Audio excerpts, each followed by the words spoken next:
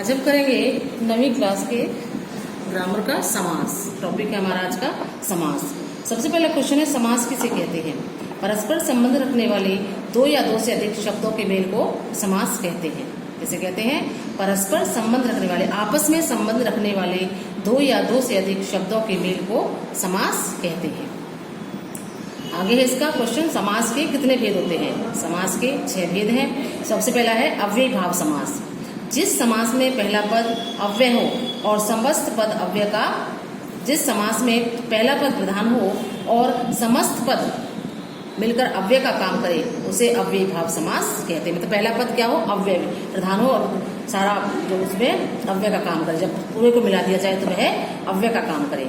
जैसे यथाशक्ति, समस्त पद है यथाशक्ति, इसका विग्रह होगा, समस्त पद का विग्रह करेंगे हम शक्ति के अनुसार।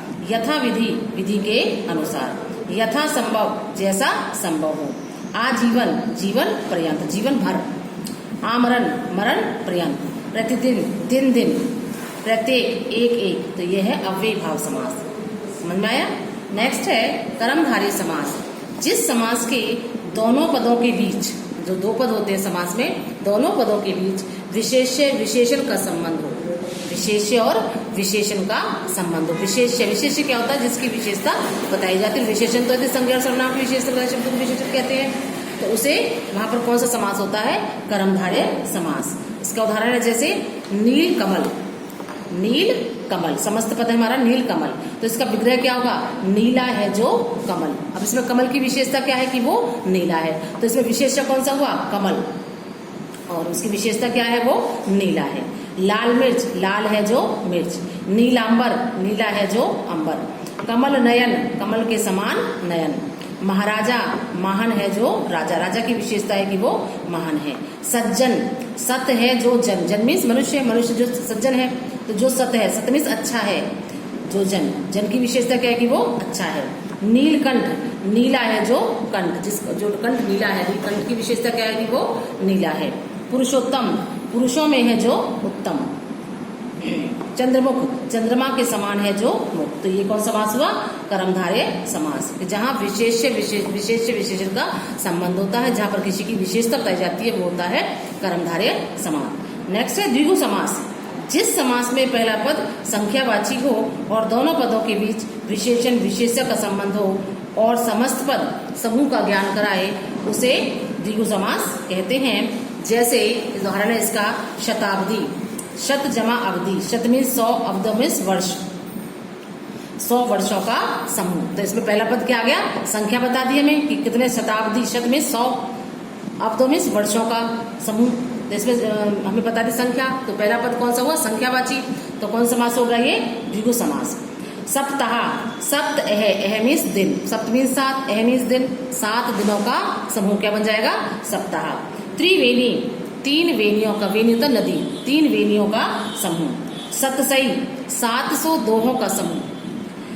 चौराहा, चौराहा तो समझते हो, चौराहा जब 4 रास्ते मिलते हैं, चौराहा 4 राहों का समूह। चौमासा, 4 मासों का समूह। नेक्स्ट है चारपाई, 4 पायों का समूह। जैसे 4 पाई आपने सबने देखी होगी, 4 पाई, 4 पाए होते हैं उसमें, तो 4 पायों का समूह। त्रिभुवन, 3 भुवनों, भुवन मीन्स लोग, 3 भुवनों का समूह। सप्तर्षि, 7 ऋषियों का समूह। अठन्नी, 8 आनों का समूह। चवन्नी, इसका विग्रह होगा 4 आनों का समूह। अष्टाध्यायी, अष्ट अध्याय, अध्यायों का समूह। अष्टाध्यायी, 8 अध्यायों का समूह। तो ये हो गया द्विगु समास। नेक्स्ट है द्वंद्व समास। जिस समास के दोनों पद प्रधान हो तथा विग्रह करने पर दोनों पदों के बीच और, तथा, अथवा या योजक शब्द लगे हुए हों उसे द्वंद्व समास कहते हैं। उदाहरण देखो इसका, अन्न जल, अन्न और जल। धर्माधर्म, धर्म और अधर्म। अब ये बीच में क्या आ गया? और आ गया। लव कुश, लव और कुश। राम लक्ष्मण, राम और लक्ष्मण। पाप पुण्य, पाप और पुण्य। दाल रोटी, दाल और रोटी। लव कुश, लव और कुश। नमक मिर्च, नमक और मिर्च। राजा रंग, राजा और रंग। तो ये क्या है? दोनों पदों के बीच दोनों पद प्रधान होते हैं और इनमें विग्रह करने पर इसमें और बीच में क्या आ जाता? और, तथा, अथवा, या जैसे योजक शब्द आ जाते हैं, उसे कहते हैं द्वंद्व समास। नेक्स्ट है बहुव्रीहि समास।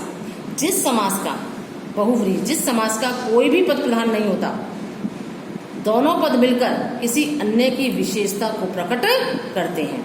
तो कोई भी पद प्रधान नहीं, लेकिन समस्त पद मिलकर, सभी कुछ मिलकर किसी और की विशेषता को बताते हैं, उसे कहते हैं बहुव्रीहि समास। जैसे दशानन, दश आनन, आनन मीन्स मुख, दश है आनन जिसके, अर्थात रावण। अब किसकी विशेषता को बताया गया है? रावण की। कितने मुख है उसके? 10। 10 है आनन जिसके, अर्थात रावण। लंबोदर, लंबो लंबा, उदर मीन्स पेट, लंबा है उदर जिसका, अर्थात किसका है लंबा उदर? गणेश जी का, तो अर्थात गणेश। गजानन, गजानन गज के समान आनन किसका है? वो भी गणेश जी का ही है। गजानन, गज के समान आनन है जिसका, आनन मीन्स मुख, गज के समान आनन है जिसका, अर्थात गणेश। चतुर्भुज, चतुर्भुज, 4 है भुजाएं जिसकी, अर्थात विष्णु।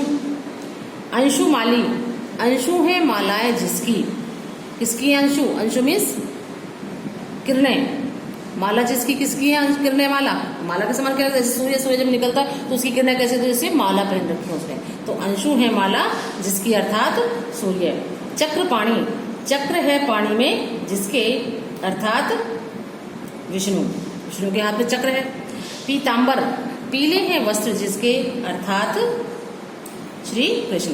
मेघनाद, मेघ के समान नाद, नाद क्या, तो गर्जना है जिसकी, कौन है वो? मेघनाद। कौन था मेघनाद? रावण का पुत्र।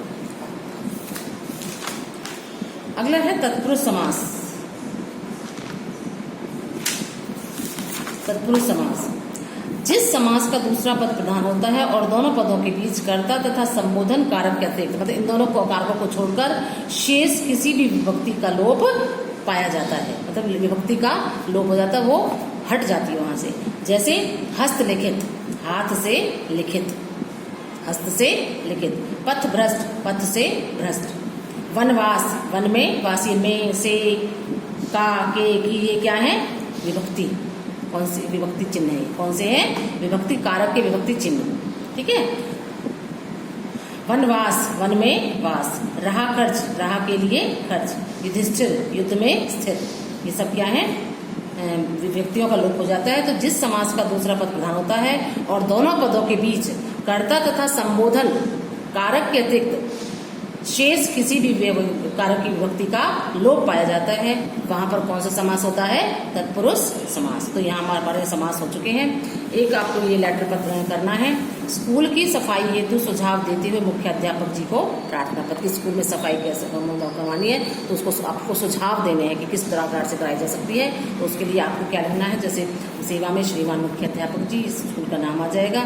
उसके बाद में आपका ध्यान विद्यालय की सफाई व्यवस्था की ओर दिलाना चाहती हूँ। पिछले 2 मास से विद्यालय के लगने के समय कक्षा के कमरों के बाहर कूड़े के ढेर लगे होते हैं। नल के निकट हमेशा कीचड़ भरा रहता है, जमा रहता है। अतः मेरा विनम्र सुझाव है कि सफाई कर्मचारी को चेतावनी दी जाए कि वह कक्षा के कमरों के सामने कूड़े के ढेर न लगाए। वह सारा कूड़ा उठाकर विद्यालय से दूर कहीं गड्ढे में डालें।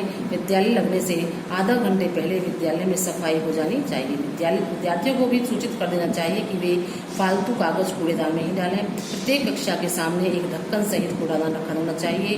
पीने के पानी की भी उचित व्यवस्था होनी चाहिए।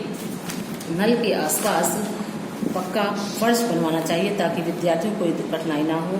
आशा है कि आप मेरे सुझावों पर ध्यान देकर विद्यालय में सफाई की उचित व्यवस्था करवा देंगे। आपका आज्ञाकारी शिष्य, नाम अपना लिख देना यहाँ पर। तो ये था पत्र, तो ये आपको करना है, ठीक है। तो ये जो मैं सिलेबस आपको करा रही हूँ, ये यूटी में भी आना है, जो आपके ऑनलाइन एग्जाम होंगे, तो ये आपको कॉपी पर